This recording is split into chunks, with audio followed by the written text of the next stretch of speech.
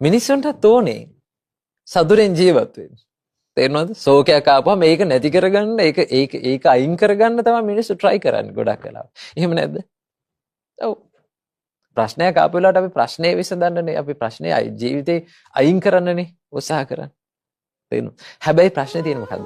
ප්‍රශ්නයක් ජීවිතෙන් අයින් කරන්න හදිසි වෙන්න අපි ආයෙත් අපේ ප්‍රශ්නේ තවත් වැඩි කරගන්න. ඒක හිමීට කරන්න ඕනේ. තේරෙනවද? ඒක දක්ෂ විදිහට කරන සමහරලාට කාලයක් යයි.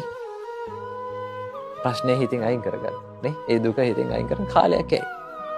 සමහරලාට මිනිසුන්ට කරදර ආපම සාමාන්‍යයෙන් අපිත් එක්ක කතා කරන්න යනකොට ස්වාමීනි මට ඉක්මනට මේක අයින් කරගන්න ඕනේ. ඉක්මනට මට මේ ප්‍රශ්නේ නිදහස් වෙන්න ඕනේ. මට මේ දුක නැති කරගන්න ඕනේ ඉක්මනට. නේ? ඉක්මනට කරන්න ගියොත් කරන්න වෙන්නේ නැහැ. තේරුණාද? හදිස්සි වෙන්න හොඳ නැහැ කිසිම දෙයකට. තේරුණාද? හදිස්සි වෙනවා කියන එකයි අප්‍රමාදී වෙනවා කියන එකයි දෙකක්. දැන් බුදුරජාණන් වහන්සේ දේශනා කරනවා මෙන්න මෙහෙම. කොහොමද? හිස ගිනිගත්තු කෙනෙක් ඒ ගින්න නිවන්න මහසි ගන්නවටත් වඩා මේ ජීවිතයේ මේ ධර්මය අවබෝධ කරගන්න, සක්කාය දිට්ඨිය දුරු කරන්න මහසි ගන්න කියනවා. හරි? මොකක්ද උපමාව? හිස ගිනිගත්තු කෙනෙක් ඒ ගින්න නිවන්න මහසි ගන්නවටත් වඩා. දැන් අපි ඕක කියවහම අපි තේරුම් ගන්නේ ඕකට ඉක්මනට හදිස්සි වෙන්න ඕනේ කියලා. හොඳයි. බලන්න බුදුරජාණන් වහන්සේ ගත්ත උපමාවේ තියෙන සුන්දරත්වය. හිස ගිනිගත්තු කෙනෙක් ඒ ගින්න නිවන්න මහසි ගන්න. කොණ්ඩේට ගිනි ඇරුණාම හදිස්සි වුණොත් මොකද වෙන්නේ? හදිස්සි වෙච්ච කෙනා කරන පළවෙනි දේ මොකද්ද? හදිස්සි වෙච්ච මනුස්සය ඉස්ලාම් කරන්නේ දුවන එක. තේරුණාද?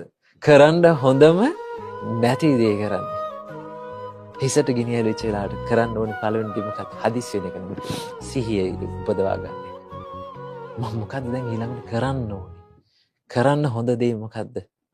මේ ගින්න නිවෙන්නේ කොයි විදිහටද කියලා කල්පනා කරනවා. අන්න ඒ කෙනා තමයි එක්ක බිම පෙරලෙන එක වෙන්න පුළුවන්. ගෝණියක් හරි මොකක් හරි දෙයක් ඇඟට දාගන්න එක වෙන්න පුළුවන්. නේ? ඒකට උසහ කලබල වුණොත් මොකද වෙන්නේ? ගින්න වැඩි වෙනවා. තේරුණාද? ජීවිතේ ප්‍රශ්න, කරදර, ශෝකය, ඒ දේවල් ඉක්මනින් දුර වෙන්නේ නැහැ. හිමීට දුර වෙන්නේ. තේරුණාද? කාලයක් යනවා. ඒක හරියට තුවාලයක් සුව වෙනවා වගේ.